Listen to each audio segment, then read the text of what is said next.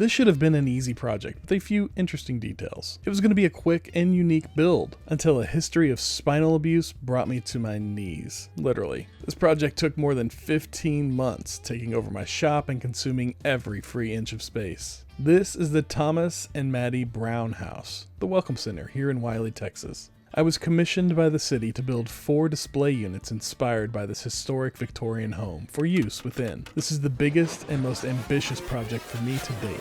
4 simple display units. That was the plan anyways. Ready to get started?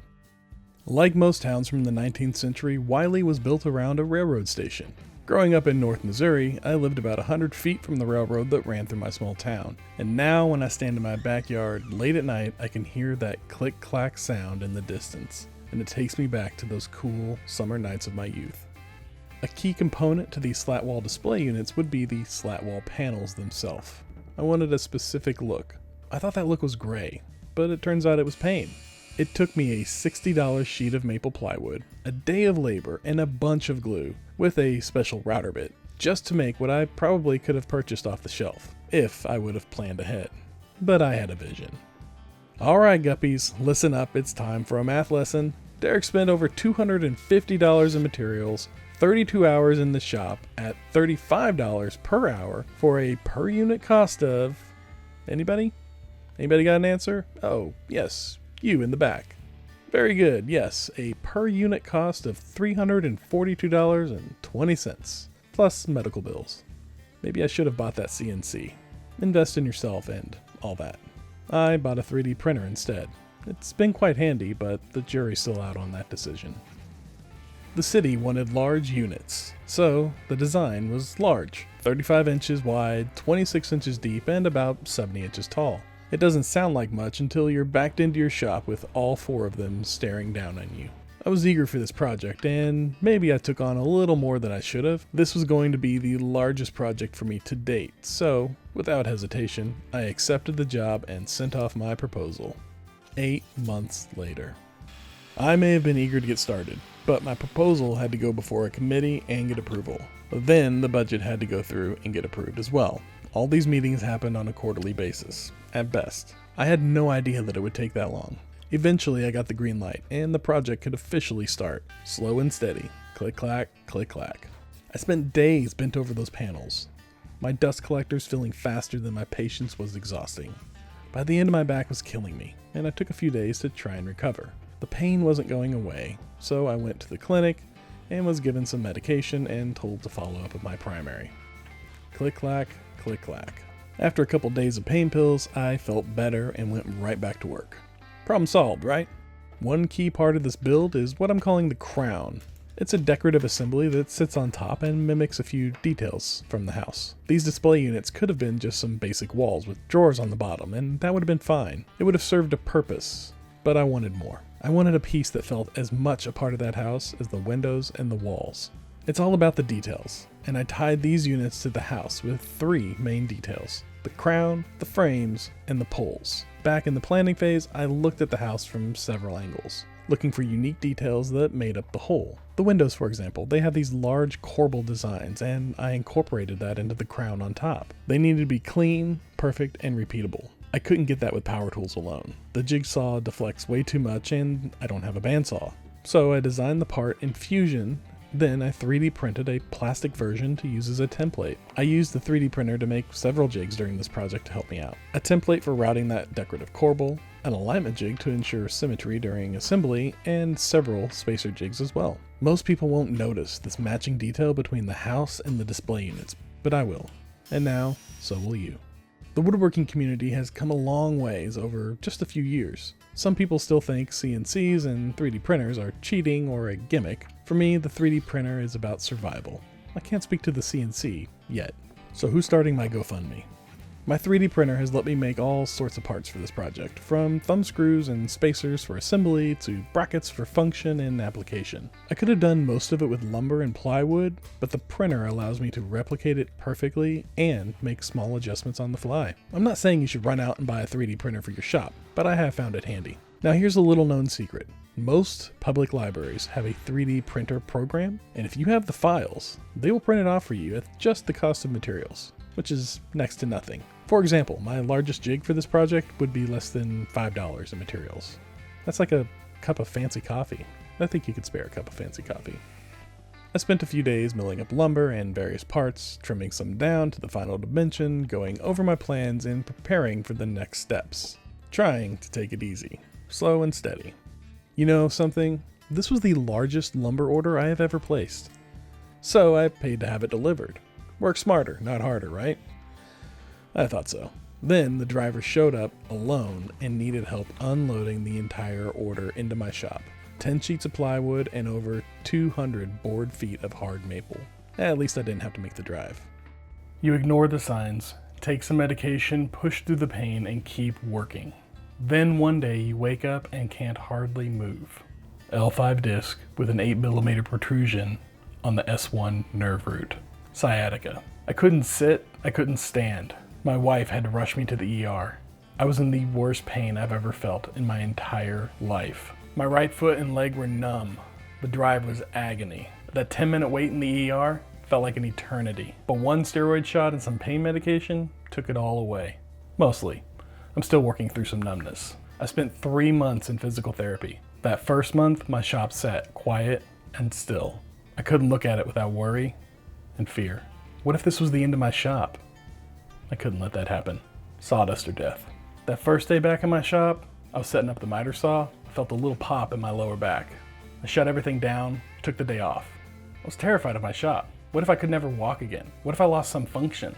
I need to take better care of myself. It was slow, but I got back in the shop. My break, no pun intended, had given me an opportunity to rethink my plans for this build and adjust a few things. Like delivery. How was I going to deliver these units? These little tykes were taking in a steady diet of maple, wood glue, and steel fasteners, getting larger by the day. But one thing at a time. Unless you're carving a log, most woodworking projects are just boxes. This whole unit is basically 3 boxes. The crown, the frame slat walls, and the base. With the crowns all built, I turned my attention to the base units. 4 large boxes that would act as a stable foundation for each unit. These units held a few tricks. There were threaded inserts on each corner and a couple across the top. The ones on top use my custom thumb screws and hold the crown in place, as well as some hanger hooks I made to fit over the contours of the crown. The staff could now hang their historical garments for show. The inserts near the corner of the base were there to lock in some brackets that I made, that would in turn hold the units in parallel, in series, or perpendicular to each other, acting as one whole piece. Some days it's just gonna rain. That's okay. Take a moment, slow down, catch your breath. The project will be there when you get back. There's something a little relaxing about doing mill work while it's raining. They're both kind of slow and repetitive, but it's relaxing. For the design, the client wanted something timeless. So I went with a clean, simple look for the trim, just straight lines accenting the slats above. I learned long ago to keep it simple when it comes to trim. So for this particular set, you'll see the vertical trim is offset by about 1/8 of an inch, and that's so I don't have to chase down coplanar between the vertical and horizontal pieces of trim. These little miter spring clamps are perfect for holding the corners together while I go around and tack it in with the brad nailer to hold it in place. They do leave like tiny little pinholes behind, but so does a brad nailer, and I'm already filling in those holes with a couple more. Now for these vertical trim pieces, I wanted to do them on a miter so you don't see a seam. And I used a combination of tape, those corner clamps, and a little quick made jig to hold everything at a nice 45-degree angle, or right angle if you will. But once it was all glued and tacked into place with the brad nailer, I could take off the corner clamps and the tape, and it held in just fine. Obviously for the final step, you go through, fill in all the brad nail holes, sand them nice and smooth, get it ready for paint. These heavy-duty casters are going to be hidden up underneath. After going through and adding in a spacer block and painting it to get it ready, I'm able to install them on the bottom, and it's a nice little feature that allows the units to kind of float around if they need to, and move them with ease. Little form meets function, if you will. Now it's time for the part I've been dreading, moving these heavy slat wall sections again. I needed to sand and finish these parts so that I can move them aside before I installed them. Obviously I did that, or I will do that in this video. Anyways, I put it off as long as I could, just sliding them from one surface to another and then rolling them out of the way when needed. But I couldn't put it off anymore. get busy living, or, well, you know the rest. The slate gray Rubio turned out amazing. I'm really impressed with it. And the buffing pad that I found for my orbital sander made short work of an already short process. I assembled the frame for the slat walls over the box by sliding the sides into the slots that I created in the base for them. These were a snug fit, but I can move them around as I need to. With the frame ready and the slat walls finished, I can start putting the final pieces in place. Finishing and moving the walls to the side, I now feel more comfortable lifting them. At this point, I had just about completed all 3 months of my physical therapy, and I'm feeling good. I still have a bit of numbness, but I don't feel like I just got hit by a truck anymore. I placed the slat walls in the frame and used the spacer blocks I 3D printed just for this. I can clamp them to the frame and they hold the panel in place while I drive in 4 thoughtfully placed screws along the side. These and the screw holes on the top will be the only visible fasteners by the end. Now I get to use that alignment jig from the crown again and ensure that the parts all line up. I'm especially proud of this jig. It has so many uses, and if I were to plan this again, I probably would have rolled a few more of the other jigs into it as well, kind of a one-in-all type of situation. Using a jig across multiple aspects of the project is like intercepting a ball and then running it back for a touchdown. Twice. It's an incredible feeling. With the panels locked into the frame, I wanted to protect this finish. I laid down some plastic and painter's tape to cover the panels. Using a scrap piece of trim, I was able to space it just right so that the trim overlapped by just a hair. This would keep the dust and the paint off as I continued. I could leave it on and take it all off whenever I've completed delivery to ensure that they're protected until the client receives them. To trim around the frame, I used a Roman OG trim, common in these Victorian homes, and I'd seen a bunch of it around, so I knew it would fit the aesthetic that I was looking for. I used a 23 gauge pin nailer to lock it in place. These are very tiny and really won't require much more than a light sanding. I had originally planned to just muscle these into the bed of my truck and deliver them when I'm done. Now, I'm not a complete maniac.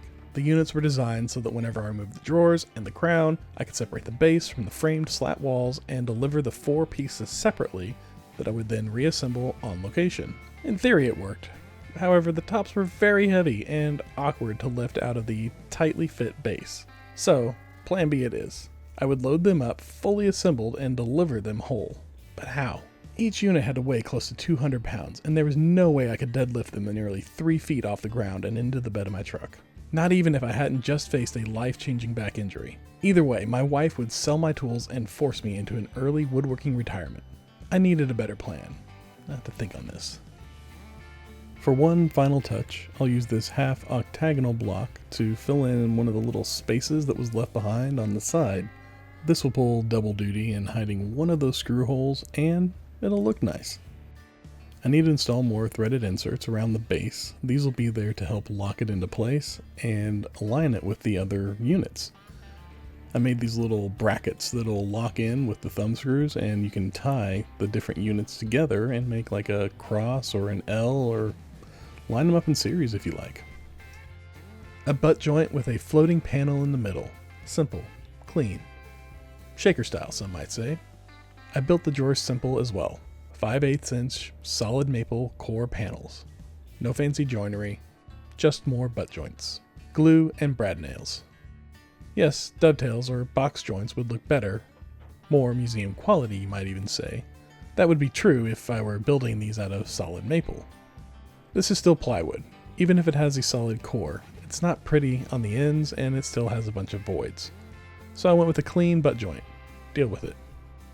I 3D printed these slot spacers that I designed to go into the drawers and hold dividers. The client wanted some sort of a divider system within the drawer so that they could put picture frames and other odds and ends in there without it just being a jumbled mess. So I came up with these dividers. It's pretty slick, I thought. I found the 3D printer helpful on a couple of other details, like printing off plugs for the painting process. Some were to keep the paint out of these threaded inserts, and some were just to plug up screw holes at the end. They look good and they work, but in retrospect I probably should have just filled and sanded them smooth. It was a phase, like Jinko jeans or new metal. Time for paint. I assembled a small makeshift paint booth in the corner of my shop. I keep these large sheets of plastic rolled up on long, thin offcuts of wood. Then when I need to paint, I just unroll them and hang them off the tracks on my garage door. It's not perfect, but as long as I don't go all Jackson Pollock on it, 99% of the paint just stays in the booth. That is, until this project. See, I made a mistake and I left a small gap in the back corner. I also went a little heavy on the coats, and in hindsight I should have taped up the seams and laid down some sort of ram board or something on the ground. I didn't, so now I have a black square of paint on my shop floor and a wide streak going up my garage door. I'm going to choose to look at this artistically and call it a trophy. It's delivery time and time to address the 4 200-pound raccoons in the garage. Luckily for me and you, there are plenty of options if you know where to look. Your local big box store, for example, will rent you a tow-behind trailer, and they have ones that ride nice and low. It even has a built-in ramp. The one I rented was less than $50 for a 4-hour block. Well worth the investment. Problem solved. Click clack, click clack. I rolled the last of them onto the trailer and headed down the road for delivery. Thanks to the rental trailer and ADA compliance, the delivery was quick. I managed to get all 4 units delivered and the trailer returned in under 4 hours. 15 months later, and these units stand in the middle of this home as monoliths to my success. I returned a couple weeks later and found the units quietly fulfilling their destiny. With this project now complete, I could turn my attention to the other thing that they wanted done, a touch station. But that's a story for another time.